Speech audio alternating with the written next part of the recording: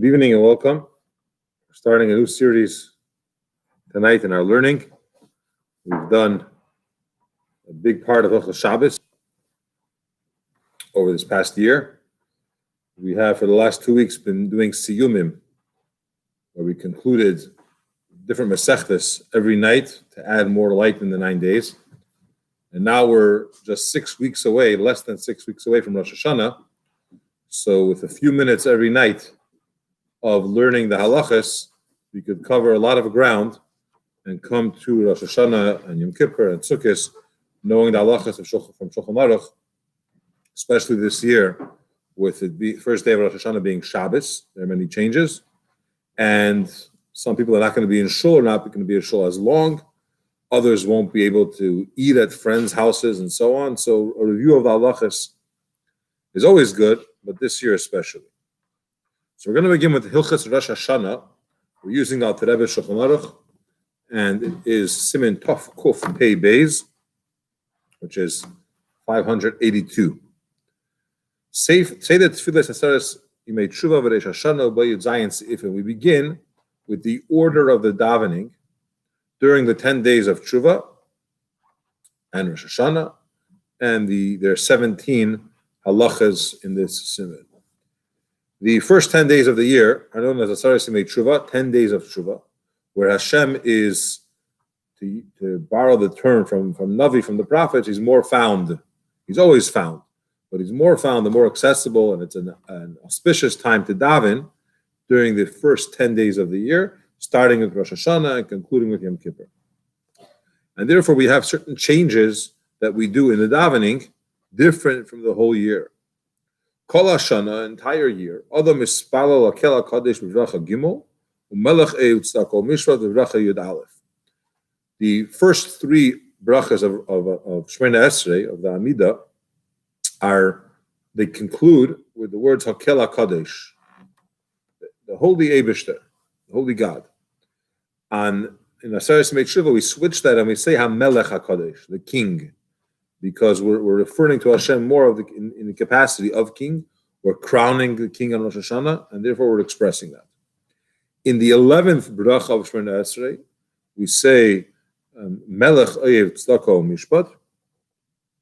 We just say, instead, we say HaMelech HaMishpat. Because in these days, Hashem is showing his royalty, his kingship, to judge the world. And this is, by the way, all of humanity. It's not just a Jewish thing. But therefore, we are changing the words of the prayers, and we express more the king element as opposed to just the God element. What happens if you make a mistake? Now, words of davening are very specific, and the reason why we say certain words at certain times do make a difference. What happens if you made a mistake and you're used to saying it a whole year, so you said Hakel HaKadosh instead of HaMelech HaKadosh? Or you didn't make a mistake, you're not sure. You finished davening, and sometimes you don't exactly remember everything that we said, and did I say the right thing or the wrong thing? So if you remembered after you waited the amount of time that it takes for a teacher to ask a student, how are you doing? It's called She'ilas Shalom Talmid L'Rabbi, a student to his teacher, rather. A few seconds. Then you finished the bracha, and you waited, you paused. Then, or for sure, if you finished already the fourth bracha, you have to go back to the beginning of Shemona Esrei, because these three brachas are very important. They're considered to be one bracha, and if you missed it, you have to go back to the beginning. So saying HaMelech HaKadosh, the Holy King, as opposed to the Holy God, during the first 10 days of the year is very important, so much so that we say repeat the Shemona Esrei, go back to the beginning of the Amidah to make up for it. Now, what if you remembered Koidem Sheshaha Kidei Shir Hazeh? You immediately remembered. You said Hakel HaKadosh, and right away you realized that you should have said HaMelech HaKadosh, and you said it, and you don't have to go back. So if it's within a few seconds, right away, you corrected yourself, you do not have to go and repeat or start again from the beginning. And the same applies In the next section, we said the 11th bracha, we switch from the king who loves righteousness and justice. So we switch that and we say HaMelech HaMishpat, the king of judgment, or the king who judges. Same thing applies. If you forgot and you waited too much time, you missed the opportunity, so to speak, to correct it. But you don't have to go back to the beginning because you did say HaMelech. Melech, Oyev, Tzedakah, Mishpat, you did mention the concept of king, so you don't have to repeat it. However, there is an opinion. V'yesh Eimrim. If a person remembered before he finished the entire davening, even though it's the 11th bracha, it's Baruch Aleinu, when you're saying HaMelech, you should be saying HaMelech HaMishpat, and you forgot, there is an opinion that you should go back to that bracha and start from there again and say it correctly. And if you remembered after you finished the entire davening, go back to the beginning of davening.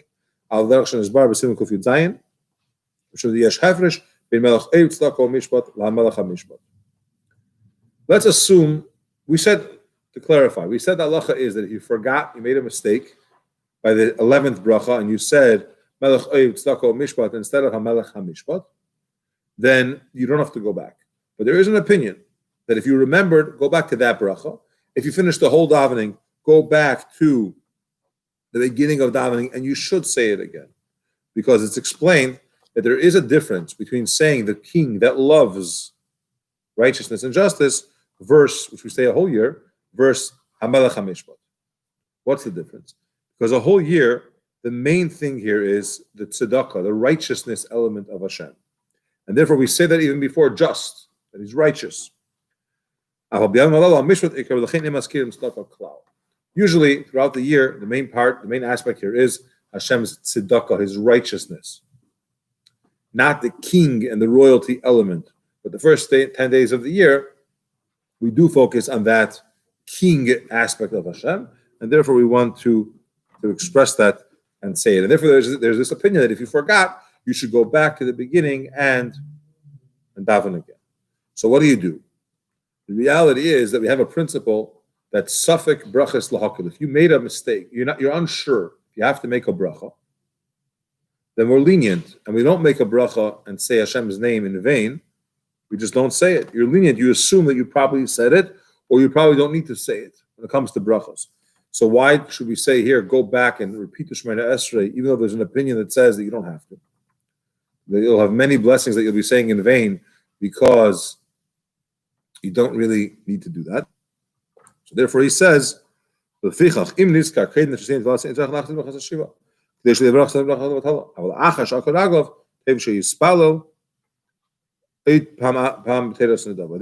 what we do.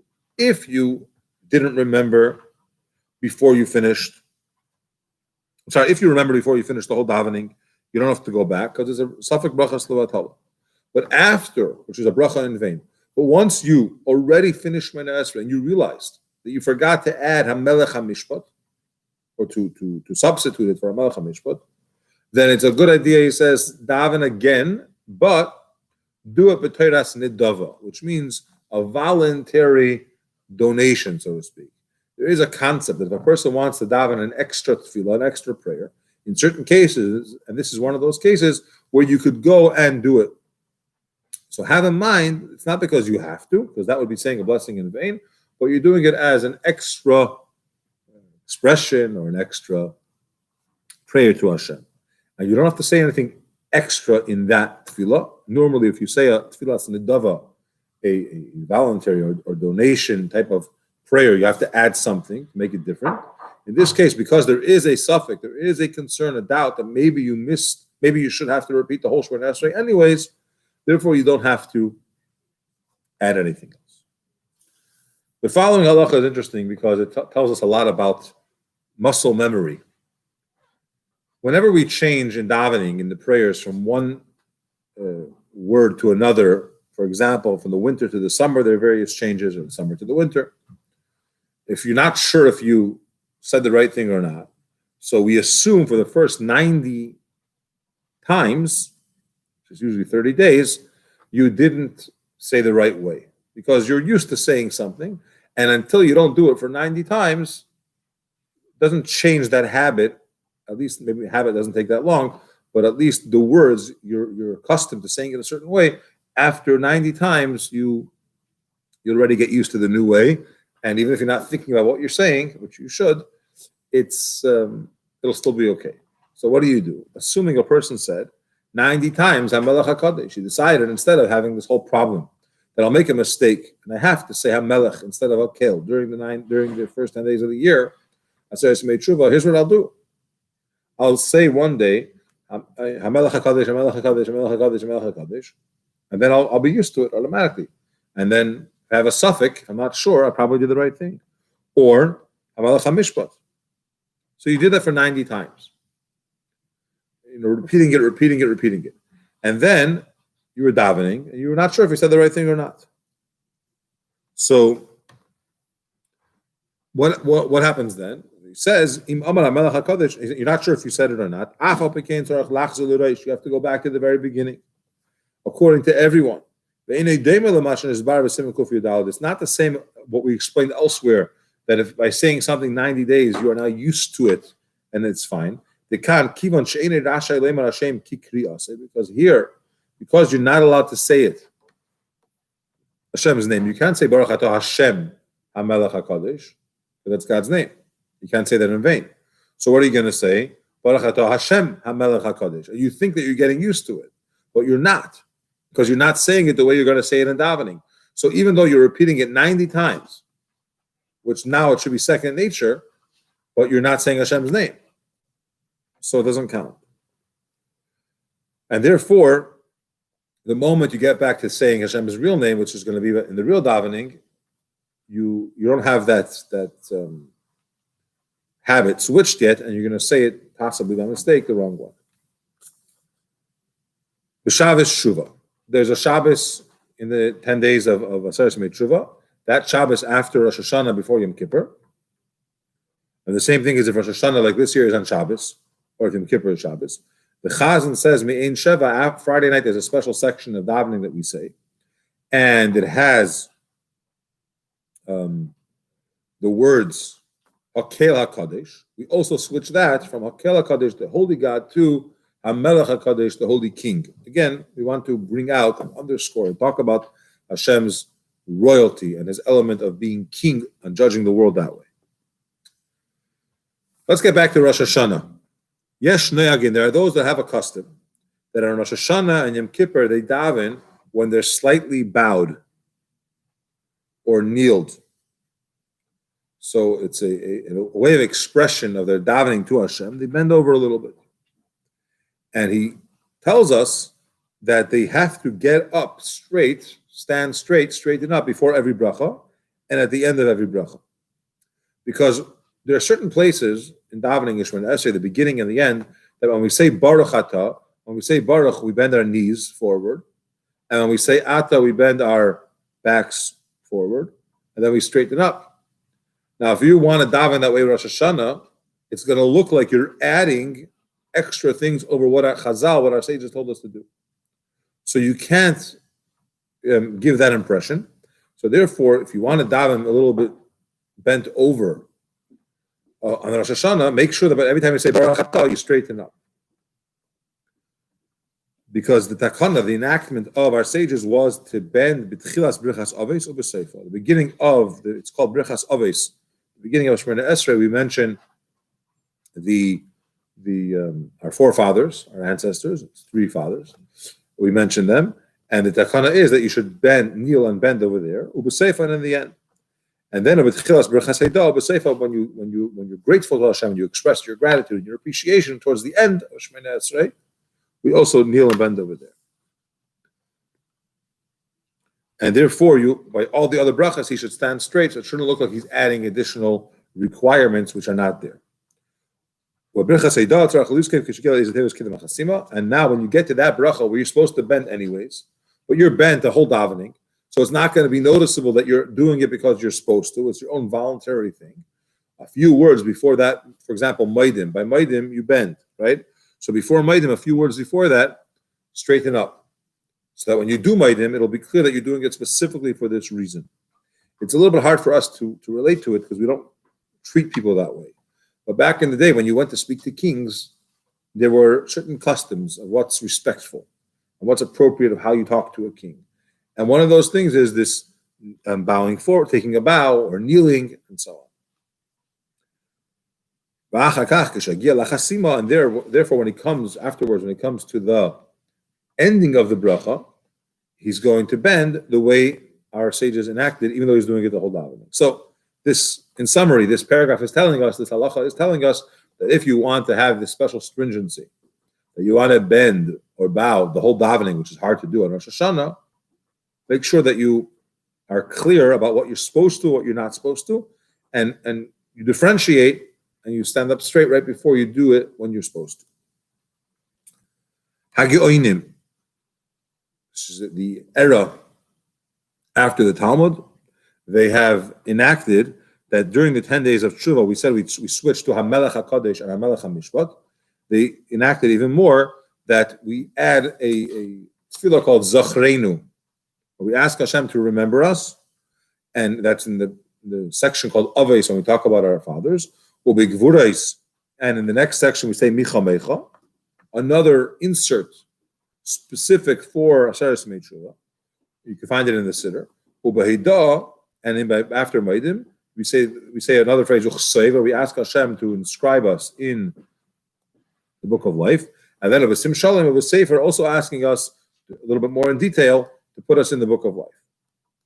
So these 4 additions, besides HaMelech HaKadosh switching to king 2 times, if you forgot to say these things, if you remember before you said the next Hashem's name, next time Hashem's name is mentioned, then just go back, say it, and continue the bracha. But if you remembered after you said Hashem's name, which is in the conclusion of the next bracha, don't say it and don't go back to the beginning, because it would be a bracha in vain. Why? Because this is not an enactment of Chazal. This is Geonim. This is great holy people, but the era that they were in and what they enacted doesn't carry the same weight as the other enactments, and therefore repeating a bracha, which is saying God's name, would be considered in vain. And if you missed it, you missed it. We have certain parts of davening where we say the word lechayim, which means to life. We don't actually drink the lechayim. Maybe there's some customs, I don't know. Definitely not on Yom Kippur, but we don't drink the lechayim, but we say lechayim. So he says to be very careful to say lechayim, to life, and not lachayim, which is another way to pronounce it. Why? Because lachayim could sound like 2 words in Hebrew, la, which means loy, not chayim, not life, God forbid. So be very specific when you say it in davening. Zachenu lechayim, not zachenu lachayim. These days of the first 10 days of the year are days of judgment, and therefore we're very careful.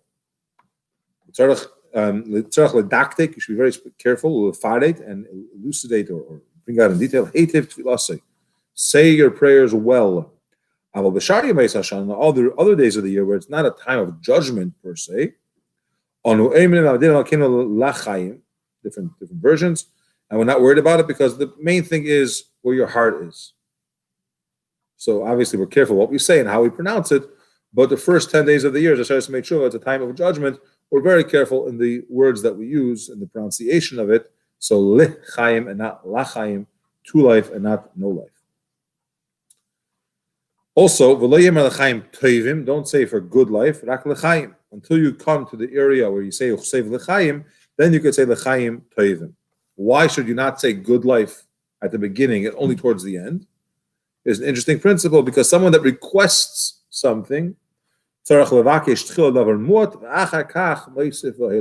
ask for something little.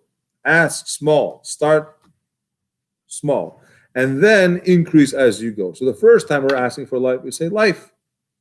When you get to the end of Shemona Esrei and you're asking for Hashem to inscribe us in the book of life, so then you already add and you say for a good life.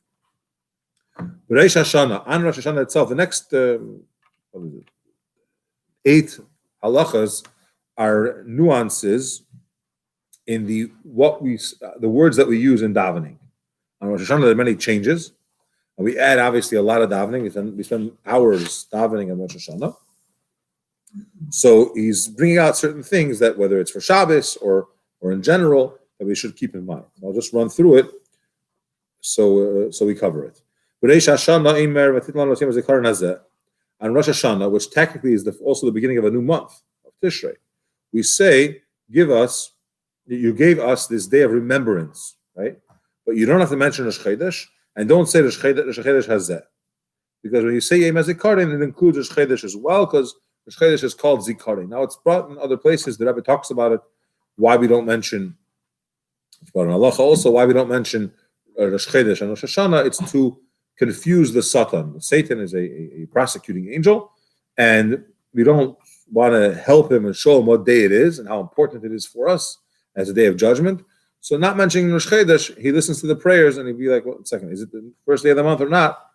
To confuse him. But the point is, there are other reasons, and that's what he says here, is because Yom HaZikaron, Day of Remembrance, includes Rosh Chodesh with it as well, because it says, there's a verse, a pasuk, which talks about Rosh Chodesh. It uses the word v'nizkartem, so Zikaron covers that. But Rosh Hashanah and Yom Kippur, we don't say all other Yamim Tovim, all other holidays. We say Chagim Uzmanim Lissasein. Hashem gave us these special holidays for joy, for rejoicing. We don't say the word rejoicing on Rosh Hashanah and Yom Kippur because these days were not given for joy and happiness. It is a Yantif. We do have to rejoice, and we express it in the way we dress and the way we eat, minus Yom Kippur. But we don't say Sasin and Simcha because that's not really what this Yantif is about. It's a day of judgment and so on. Also, Birkas Mo'adecha, which is another expression that we use often in davening about the blessing of your holidays that Hashem gave us. This is specific to the three main holidays of Pesach, Shavuos, and Sukkot. So therefore, we don't say it here. In Musaf, we don't say, which we usually do, we cannot go up. We can't go up and see your face, which means we can't enter into the temple. Because this mitzvah of going to the temple 3 times a year was specifically that, 3 times a year. Rosh Hashanah and Yom Kippur, although many Yidden did go to the Beis HaMikdash on Yom Kippur to watch the service in the Beis HaMikdash, it's not the mitzvah, therefore we don't mention it. Oh, we're in exile now, we can't go, and so on. When you finish with Dvorcha Emes, we don't say Malkeinu Emes, we just say Dvorcha Emes. There's different versions in our that we do say Malkeinu. There's a place in davening we say Sha'as Sholton, which means the government. Be careful to say Sha'as Sholton and not Sha'as Shulton, because Shulton means a person who is in charge. Sholton means the general government which is in charge. The Harisha, another specific, when you say the word Harisha, which is referring to the wicked, you say Harisha and not another type of pronunciation, Harisha or so on. You don't say Ve'oz Sadikim, rather Ve'chein Sadikim. And we don't say Ve'ava Mikra Kodesh, rather Yom Torah Kodesh, and on Shabbos is Zichrein Torah Mikra Kodesh. Again, on Shabbos we usually use the word love that Hashem gave it to us with love. If Rosh Hashanah is Shabbos, we don't say that. We just say Zichrein to our remembrance of the idea of Shofar, because we don't actually blow the Shofar on Shabbos. This is not our minhag, but he does bring here that for 10 days in Rosh Hashanah through Yom Kippur, everyone tells their friend, L'shana Teva Tikasev, should be written for a good year, but don't say this after the second day of Rosh Hashanah, after midday, because it's already been done. And so wishing it is, you could switch and say Chasima, should be sealed for a good year, but writing inscribed for a good year is already done. The general custom is that from the morning of Rosh Hashanah, we don't really say that anymore. We don't wait till the second day, because the main part of it is done already on the beginning of Rosh Hashanah. We will stop here for Ma'ariv, and Mitzvah Hashem continue at the next opportunity.